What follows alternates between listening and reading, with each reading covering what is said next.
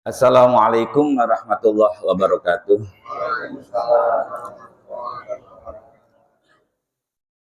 Bismillah, anna hamdanillah, nahmaduhu nasta'inu wa nastaghfiruh, nu'minu bihi wa natawakkalu alaihi, wa na'udzu billahi min syururi anfusina wa sayyiati a'malina.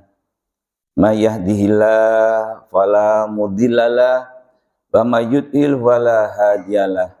Wassalatu wassalamu ala Rasulillah wa ala alihi wa sahbihi wa man wala wala haula wala quwata illa billah, amma ba'du. Bapak Ibu rahimakumullah, bagaimana biasanya mari kita sama-sama memanjatkan syukur alhamdulillah kehadirat Allah Subhanahu wa taala. Tidak terasa kita masih dipertemukan oleh Allah di bulan suci Ramadan di pagi hari ini, hari yang nggak ngitung hari yang ke-23. Mudah-mudahan ibadah kita, ibadah puasa, ibadah yang lain diterima oleh Allah Subhanahu wa taala. Doa yang kita panjatkan diijabah oleh Allah Subhanahu wa taala. Penting sekali kita dipertemukan kembali oleh Allah dengan bulan suci Ramadan di tahun akan datang. Amin Allahumma amin. Bapak Ibu rahimakumullah, saya pernah menyampaikan bahwa Allah Subhanahu wa taala berfirman di dalam surat Al-Maidah ayat 3 yang menyatakan bahwa Islam itu adalah ajaran yang sempurna.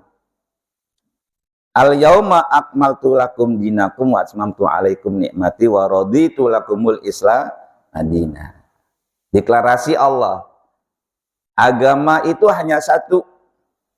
Sejak zaman Nabi Adam hingga Nabi Muhammad SAW, agama itu hanya satu, yaitu Islam. Begitu Nabi Muhammad SAW diutus, tidak ada Nabi yang lain, sudah sempurna Islam. Kata-kata sempurna jangan diartikan, udah nggak usah nambah-nambah, lakukan saja apa yang dikerjakan zaman Nabi. Lakukan saja apa yang dikerjakan oleh Nabi. Gak perlu ditambah, Islam sudah sempurna. Ini sebuah pernyataan yang belum sempurna. Kesempurnaan Islam itu semakin bertambah usia alam semesta, semakin banyak persoalan dan permasalahan, Islam semakin kokoh karena mendapatkan jawaban. Oleh karena itu Bapak Ibu rahimakumullah, Allah menurunkan syariat Islam punya tujuan. Tujuan syariat Islam sebagaimana yang tercantum di dalam kitab Masadiru Tasri'il Islamiyah yang dikarang oleh Dr. Abdul Wahab Kholaf, kemudian dilanjutkan oleh para ulama fikih, berbagai macam redaksi, adalah tahqiqu. Saya hilangkan li-nya, kalau li tahqiqi. Apa maqasidu tasri'? Tujuan syariat Islam. Tahqiqu masalihin nas, dalam rangka untuk mewujudkan kemaslahatan kehidupan manusia.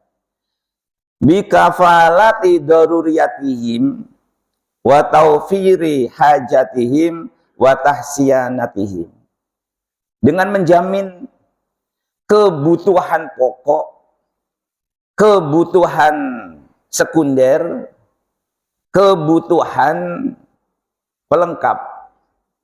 Kalau kita makan itu bahasanya apa? Makan yang baik itu makan apa? 4 sehat, 5 sempurna.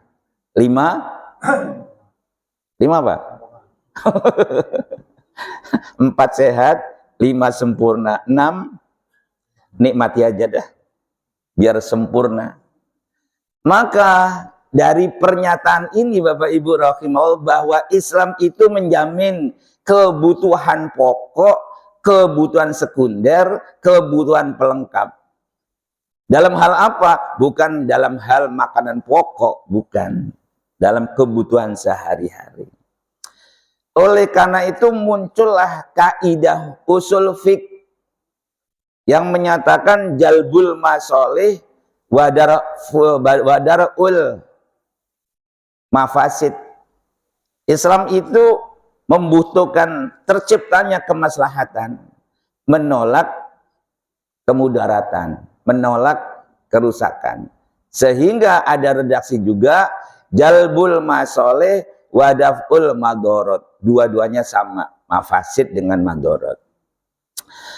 Bapak Ibu rahimakumullah, ada istilah kebutuhan daruriyah. Artinya kebutuhan pokok. Ada istilah kebutuhan hajiyah, kebutuhan sekunder. Ini jangan dihafal ya. Nanti pusing nih. Yang penting tahu istilahnya. Kemudian ada kebutuhan tahsiniyah, kebutuhan pelengkap. Yang dimaksud kebutuhan daruriyah, kebutuhan pokok, itu ada 5. Yang pertama, hifduddin, terjaganya agama. Hifdun nafsi, terjaganya jiwa. Hifdul akal, terpeliharanya akal. Hifdul arad, terpeliharanya kemuliaan. Hifdul mal, dan terjaganya harta benda. Saya akan fokus nanti ke satu saja terlebih dahulu, yaitu hifdul arad. Kebutuhan daruriyah dan kebutuhan yang 5 tadi saya sebutkan perlu diatur melalui aturan-aturan khusus sehingga tidak terjadi pelanggaran-pelanggaran bagi orang yang untuk menghilangkan 5 kebutuhan pokok. Aturan itu namanya jinayat. Maka pada waktu yang lalu sudah saya sampaikan sistematika hukum Islam. Ayo, ada berapa? Lupa kan? Nggak pernah ada ujian sih. Ada 4. Yang pertama, hukum ibadah yang mengatur hubungan manusia dengan Allah. Yang kedua, hukum muamalat yang mengatur hubungan manusia dengan manusia dalam hal sosial ekonomi. Ada hukum munakahat yang mengatur tentang masalah pernikahan dan segala permasalahan yang berkaitan dengan pernikahan. Yang terakhir adalah hukum jinayat. Pagi hari ini saya ingin menjelaskan apa itu hukum jinayat. Kalau kita melihat dalam kehidupan sehari-hari terjadinya sebuah pelanggaran, ada orang mencuri, kemudian disidangkan, kemudian dipenjarakan. Itu namanya tindakan apa? Kriminal, tindakan pidana. Maka jinayat itu adalah hukum yang mengatur perbuatan kriminal, pidana menurut syariat Islam. Kalau menurut syariat Islam dibandingkan dengan menurut undang-undang positif, itu banyak bedanya. Saya kasih contoh satu saja. Ini sebetulnya masuk bahasan pagi hari ini. Di Indonesia itu berlaku undang-undang positif. Namanya KUHP, Kitab Undang-Undang Hukum Pidana. Berasal dari mana dulu itu? Dari Belanda. Di antara ketentuan hukum pidana ada namanya yang disebut dengan istilah overspel. Overspel itu kalau seandainya ada seseorang berbuat melanggar hifdul arad, melanggar kemuliaan seseorang, salah satu di antaranya perbuatan zina. Menurut overspel yang dibuat oleh Belanda dulu itu, seorang laki-laki dan perempuan, entah itu yang sudah bersuami istri ataupun yang belum, tapi tekanannya kepada yang belum. Itu merupakan perbuatan pidana. Tapi kalau ditanya, kenapa kamu belum punya istri, belum punya suami, kok melakukan hubungan seksual? Lah orang saya suka kok. Oh ya wis kalau gitu. Enak nggak? Enak nggak lo? Ya wis, bebas. Itu overspell. Tapi berbeda dengan syariat Islam. Perbuatan zina itu menurut Al-Quran dengan tegas Allah mengatakan wala taqrabuz zina innahu kana fahisyatan wa sa'a sabila. Kamu jangan deket-deket dengan zina. Karena zina itu merupakan perbuatan yang keji. Wa sa'a sabila, seburuk-buruk jalan yang ditempuh. Semua manusia, tidak laki, tidak perempuan, itu butuh penyaluran kebutuhan biologis. Lah di dalam menyalurkan itu harus ada jalan dan cara yang ditempuh. Bapak Ibu punya tempat mencuci pakaian, mencuci piring. Dibuangnya kemana? Saluran kan? Itu tempatnya bukan? Lah membuang saluran, maaf, habis nyuci dibuang ke jalan, cocok nggak? Nggak cocok. Maka Islam itu ingin mengatur bahwa kehidupan dalam hal kebutuhan biologis itu diatur sesuai dengan naluri manusia, di mana manusia itu berbeda dengan binatang. Kalau binatang ketika menyalurkan kebutuhan biologis pakai akad nikah nggak? Enggak kan? Ya semaunya aja kan gitu. Nah, kalau yang pengen ya udah. Tapi dalam syariat Islam diatur supaya apa? Supaya manusia itu terhormat, mempunyai martabat, mempunyai kehormatan, sehingga ada istilah hifdzul arad. Kita itu harus menjaga kehormatan. Dalam hal menjaga kehormatan, jangan sampai seseorang itu melakukan perbuatan yang disebut dengan istilah perbuatan zina. Karena zina itu merupakan fahisha. Apa contohnya fahisha? Ini maaf, di Amerika, saya beberapa tahun yang lalu baca sebuah tabloid. Ada 4.000 remaja putri tingkat SMP dan SMA beberapa tahun yang lalu. Ditanya, siapa di antara kalian yang masih gadis dikasih hadiah kalau diuangkan sekian juta rupiah? Dari 4.000 itu hanya bisa dihitung beberapa anak yang ngacung, yang masih gadis. Artinya apa? Bodoh semua. Mayoritas dari 4.000 kata Pak Ferry sudah bodoh semua. Kenapa? Karena yang terjadi di sana itu hal-hal seperti itu bukan sebuah yang tabu, bebas-bebas saja. Islam tidak suka seperti itu, Bapak Ibu rahimakumullah. Maka karena itu Nabi Muhammad SAW dan Al-Quran juga menyatakan hati-hati. Perbuatan zina itu dilihat siapa yang melakukan. Kalau yang melakukan masih gadis, lajang dan bujang, berbeda dengan orang yang sudah berstatus suami dan istri. Artinya kalau suami istri tidak ada masalah. Sudah punya suami masih melakukan dengan bukan pasangannya. Sudah punya istri melakukan dengan orang yang bukan pasangannya. Itu namanya zina muhson. Zina yang dilakukan oleh seorang gadis, lajang, dan bujang namanya zina ghairu muhson. Apa petunjuk hukumnya? Allah yang menentukan.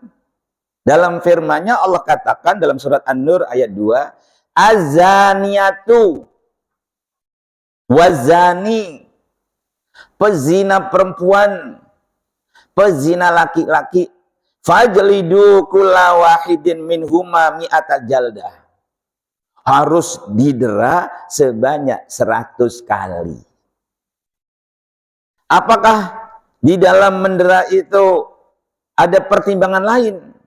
Kata Allah, "Fala ta'khudkum bihima ra'fatan." Ketika kamu melaksanakan hukum cambuk sebanyak 100, jangan ada di dalam hati perasaan kasihan. Jangan. Itu kata Allah. Terus kira-kira menurut Bapak Ibu, orang didera 100 kali, kejam nggak? Woi. Kejam nggak? Kejam, Bu, ya. Bapak Ibu rahimakumullah. Kalau Allah membuat hukum seperti itu, tadi sudah dinyatakan tujuannya adalah litahqiqi masolihin nas. Dalam rangka untuk mewujudkan kemaslahatan manusia. Kenapa harus didera 100 kali? Supaya jera jangan mengulang. Di Aceh ada kondun. Kondun itu bahasa Arab. Arti bahasa kita tuh undang-undang. Berapa kali kita melihat tayangan ada laki perempuan yang dicambuk,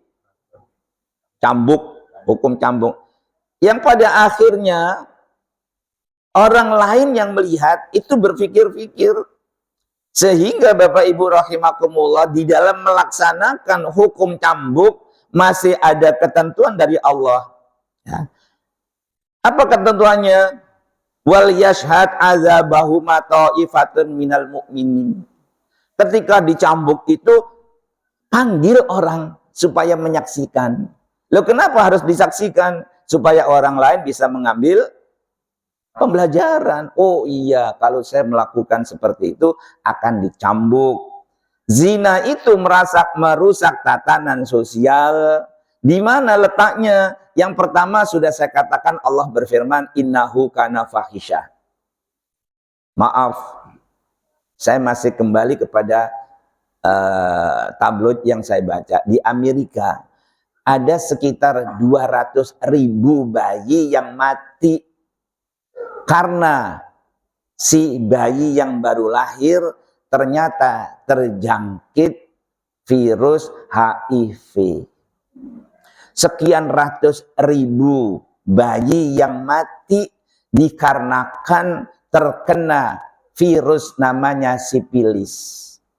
Pada suatu saat ketika saya berobat di rumah sakit Cipto, kebetulan di samping saya itu ada seorang pasien.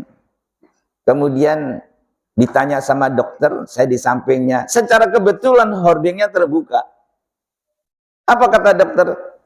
Bapak suka jajan ya? Iya, Dok. Karena saya melihat, na'udzubillah min dzalik, itu si dokter memegang kemaluan laki-laki. Ya Allah, kayak buah busuk itu loh Bapak Ibu. Busuk banget. Ternyata dia kena sipilis. Nah sekarang kalau ada orang kena sipilis, dia pipis, maka mohon dengan sangat Bapak Ibu, kalau buang air kecil di toilet umum, pakai sendal. Maka kalau bepergian itu, siapkan sendal. Kalau umpamanya mau buang air kecil, siram dulu. Kalau mau pakai gayung, jangan ngambil air yang di ember itu. Yang jelas itu najis, juga berpotensi kecepretan. Gayungnya dicuci, pakai air keran. Ini kebersihan. Namanya toharo dalam Islam. Kalau Bapak Ibu pipis di situ, kecepretan bakteri dari sipilis, maka kita akan tertular. Sipilis tidak menakutkan. Allah kasih yang lebih, sampai sekarang tidak ketemukan obatnya. Pengen apa? HIV. Mana ada obatnya?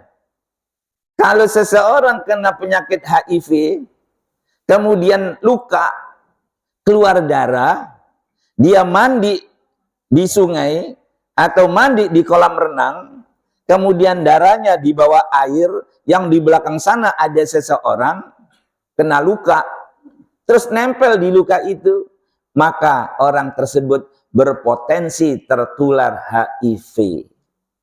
Kalau sudah kena HIV, jangan berharap panjang umur karena imunnya itu digerogoti oleh HIV. Mati.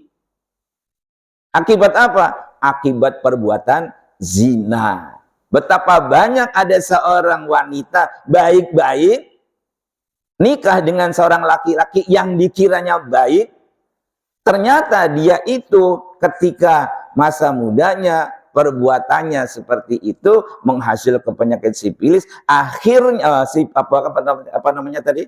HIV, istrinya terkena, anaknya terkena. Itulah yang dikatakan oleh Allah, innahu kana fahisha wa sa'a sabila, jalan yang ditempuh dengan melalui perzinahan itu jalan yang paling buruk. Maka karena itu Bapak Ibu rahimakumullah, supaya gadis dan perjaka, lajang dan bujang jangan melakukan hal yang sama, perlu dicambuk sebanyak 100 kali. Ternyata tidak cukup hanya 100 kali, Bapak Ibu rahimakumullah. Ada sebuah hadis, bunyinya begini. Khuzu anni, kata Nabi, ambil yang bersumber dari aku. Khuzu anni, ambil yang bersumber dari aku. Qad ja'alallahu lahunna sabila. Allah telah menentukan untuk mereka itu sebuah ketentuan-ketentuan. Ketentuannya apa? Al-bikru bil bikri jaldami atin. Gadis, bujang, melakukan zina harus didera sebanyak 100 kali. Masih ada satu lagi, wa nafyu sana, harus dibuang selama 1 tahun. Dibuangnya kemana? Laut Merah. Huh? Laut Merah. Laut Merah atau Palmera? Dibuangnya kemana Bapak Ibu? Kenapa nggak tahu? Karena tidak pernah ada pelaksanaan seperti itu. Banyak nggak orang berbuat zina? Banyak. Dibuangnya kemana? Dibuang sejauh kira-kira seseorang boleh melaksanakan qashar sholat. Itu jarak yang diperkenankan untuk mengasingkan orang yang berbuat zina. Wasa'a sabila, betapa buruknya zina itu. Sudah saya jelaskan, kalau seandainya yang melakukan itu menghasilkan anak perempuan, akibatnya apa? Yang pertama, bapak biologis tidak boleh menjadi wali. Yang kedua, hak waris hilang, nggak punya. Lah sekarang kan kasihan ketika bapaknya meninggal, ini punya anak, lalu tidak mendapatkan bagian waris. Dia akhirnya meminta fatwa ke pengadilan agama. Begitu minta fatwa waris, ditetapkan, nih bocah nggak dapet. Kenapa? Tahu alasannya. Ini anak dihasilkan dari hubungan di luar nikah. Kan kasihan. Maka itulah seburuk-buruk jalan yang ditempuh. Sehingga Allah membuat aturan seperti ini supaya menjadi sebuah peringatan bagi siapapun. Bukan hanya gadis dan perjaka. Wasayibu.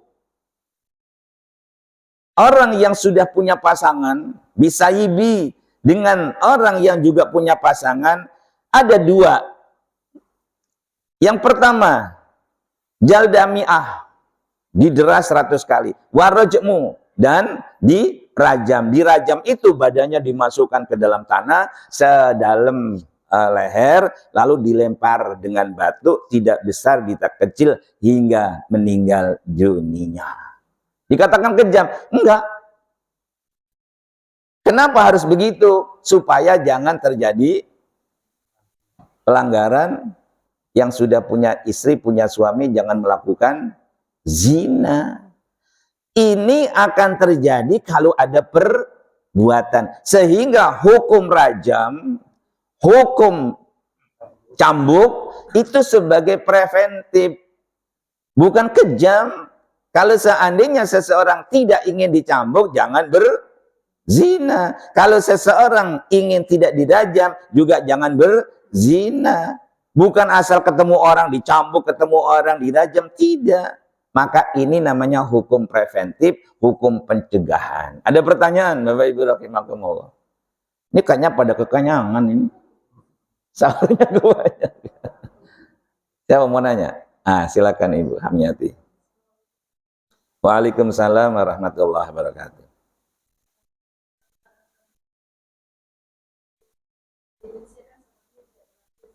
Di mana? Oh ya.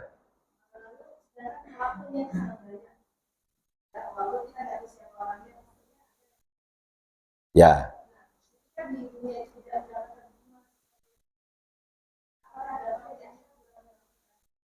Ya. Okay.